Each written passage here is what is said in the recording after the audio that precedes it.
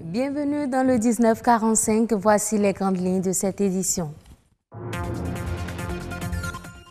Les responsables de plusieurs organisations de consommateurs du Bénin ont animé hier une conférence de presse. Cette conférence lance le début des actions à mener pour la redynamisation du secteur de la consommation. Georges est un jeune tisserand installé au carrefour Boycon. Dans son atelier qu'il partage avec un aîné du métier, il confectionne des tenues de façon artisanale. Après l'achat des chiens, plusieurs propriétaires éprouvent des difficultés pour la garde de ces animaux. Pourtant, des éducateurs canins existent au Bénin. Dans ce journal, nous vous proposons un reportage sur le sujet.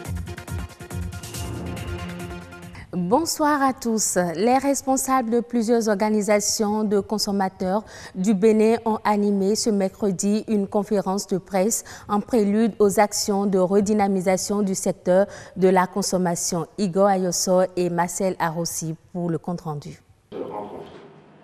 Face aux difficultés que traversent les citoyens consommateurs du Bénin, la Voix des consommateurs et le Conseil national des associations de consommateurs viennent proposer des voies de sortie.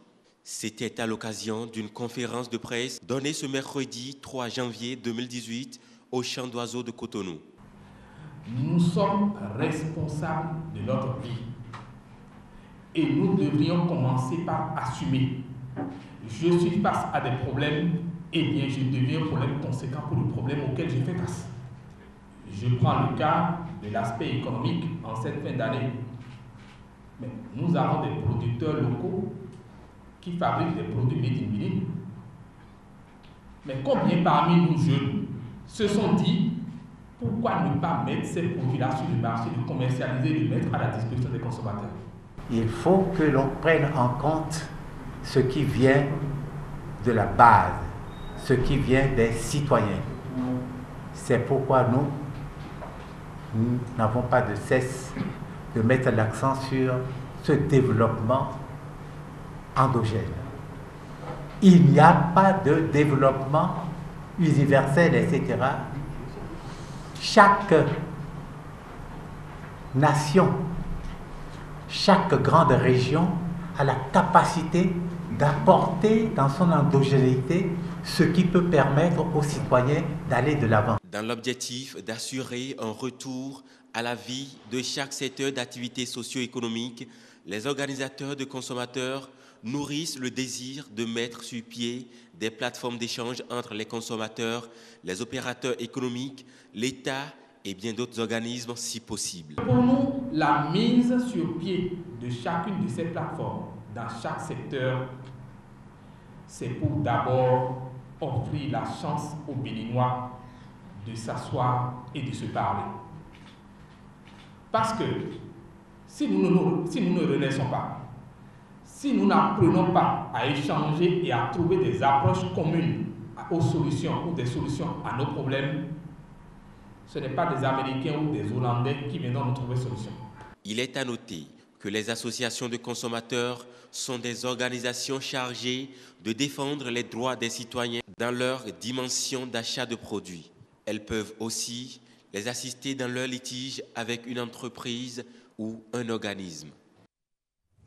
Le président de l'Assemblée nationale, Maître Adrien Houbedji, a reçu hier en audience à son cabinet le maire de la ville de Porto Novo, Emmanuel Dima Zossou, venu l'informer de l'évolution des préparatifs du Festival international de Porto Novo. Ce festival, qui est prévu pour se dérouler du 6 au 13 janvier, connaîtra la participation du saxophoniste Manu Dibango.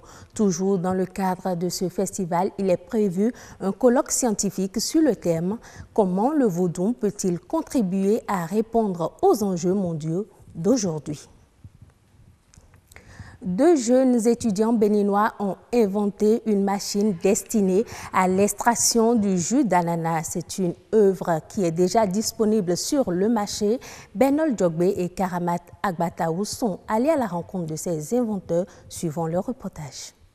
Cette machine ne broie pas les ananas, mais presse le jus et presse les ananas, ce qui nous permet d'avoir un jus extrait le jus et un tourteau qui sort d'un côté.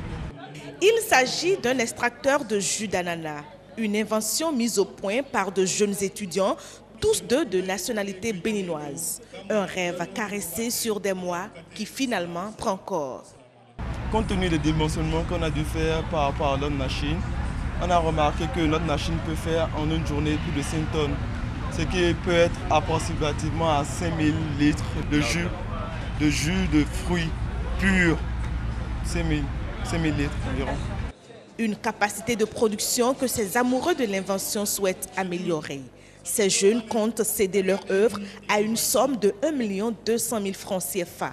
Toutefois, seuls les ajustements liés au matériel détermineront le prix final de leur invention. Au niveau du coût, on va essayer de réunir en quelque sorte les matériaux qu'on a dû utiliser pour pouvoir faire la chose. Ça demeure toujours un prototype. Donc, pour les autres fois, les prochaines fois à venir, lors de prochaines commandes, on pourra essayer de voir si on pourra diminuer certains matériels à l'intérieur afin de pouvoir réduire le coût de la machine pour les utilisateurs. Pour Romulus et Fadil, c'est désormais une belle histoire avec la science qui commence. Ils ne comptent pas s'arrêter en si bon chemin et appellent au soutien des bonnes volontés. Actuellement, on travaille aussi sur les extracteurs de jus d'orange qui n'est pas encore opérationnel. Donc, si on a accompagnement dans le futur, on compte continuer dans le domaine. Promouvoir la transformation agricole et impacter toute la chaîne de valeur, c'est ce que favorisent de telles innovations. Rendons-nous à présent à Boïcon. Georges est un jeune tisserand installé non loin du carrefour. Dans son atelier qu'il partage avec un aîné du métier, il confectionne des tenues de façon artisanale. Benol Djogbe et Docastito étaient dans la localité. Ils nous font découvrir ses œuvres à travers ce reportage. Au carrefour Boïcon, demandez Georges, le jeune tisserand, et on vous indiquera chez lui. Un atelier qu'il partage avec Kodagbe Sylvain, un aîné dans le métier. Le jeune écolier qui a quitté les bancs après la classe de CE2 pour un atelier de tisserand habille déjà beaucoup de personnes avec ses différents modèles. Je fais les robes, les complets, les chemises, les lacostes. Ça, on appelle ça bande. Voici les règles. Ça m'aide à faire le bande. Par là, c'est ça que je prends et je fais les bandes. Ça là, ça m'aide à faire le dessin. Des outils et intrants qu'il faut savoir manipuler suivant les exigences du métier. D'abord, on fait le chêne avant de monter. On fait le chêne avant de monter. Si on veut monter là, dans une lame maintenant, je prends un à côté, deux à côté, un à côté, deux à côté, jusqu'à la fin, à l'infini. Et je monte tout dedans. Et je commençais par tisser. Cette connaissance, ajoutée à son esprit de créativité, lui permettent de confectionner des modèles qu'il écoule au fur et à mesure. Le complet, c'est le dernier prix qui est 10 000. Et c'est bien tissé, c'est bien fait, les bandes, les dessins dedans. C'est 10 000 dernier prix. Pour les lacos, c'est 5 000. C'est le même avec les chemises. Mais pour les robes, c'est 8 000 dernier prix.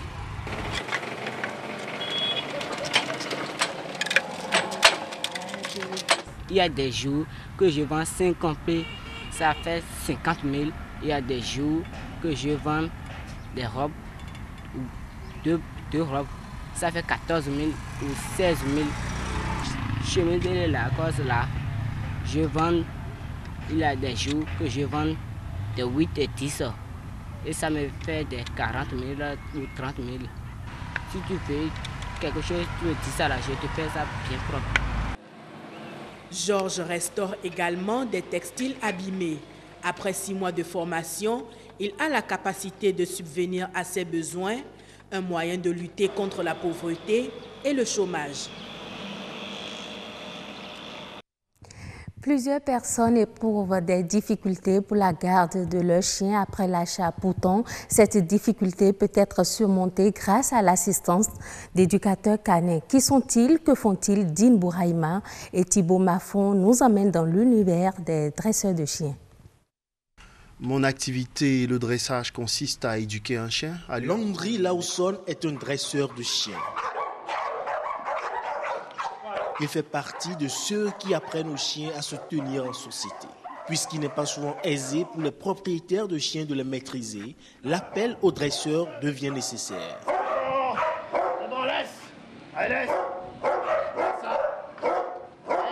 Nous passons d'abord par la socialisation, qui est d'apprendre aux chiens à se tenir en société, à ne pas mordre les gens, à savoir où faire ses besoins, à savoir se tenir dans la maison, à ne pas sauter n'importe où, à ne pas déchirer les habits, les chaussettes, les fils de climatisation, voilà, qui passent dans la maison. Donc notre activité consiste à socialiser d'abord le chien, à le dresser et à le rendre apte à l'utilisation pour le propriétaire.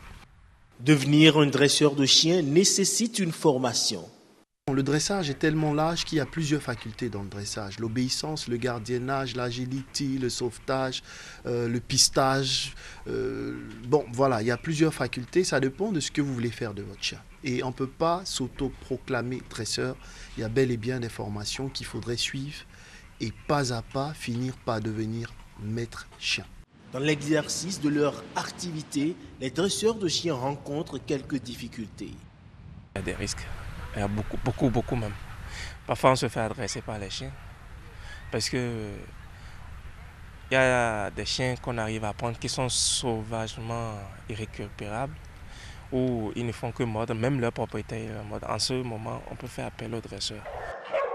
Le dressage de chiens est une activité en pleine expansion au Bénin. Il permet à celui qui s'y adonne de gagner sa vie.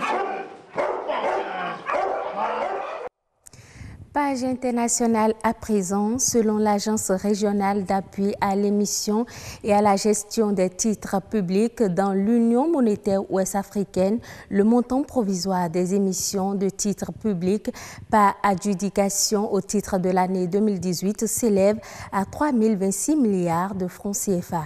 Ce montant regroupe les émissions provisoires de 7 des 8 États membres de l'UMOA.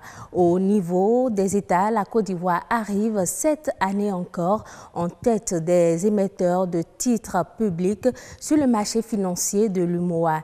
Elle est suivie par le Burkina Faso, le Mali, viennent ensuite le Niger, le Bénin, le Togo et enfin la Guinée-Bissau. En 2017, les exportations sénégalaises de fruits et légumes ont été évaluées à 106 200 tonnes, soit un bond de 16,7% par rapport à l'année précédente. Cette progression vient confirmer le dynamisme entamé dans le sous-secteur horticole depuis quelques années. Les exportations sont ainsi passées de 8 900 tonnes en 2010 à plus de 29 000 tonnes en 2014. Ce sera tout pour cette édition. Merci de votre fidélité. Le grand rendez-vous se poursuit avec Heureuse Dalandi.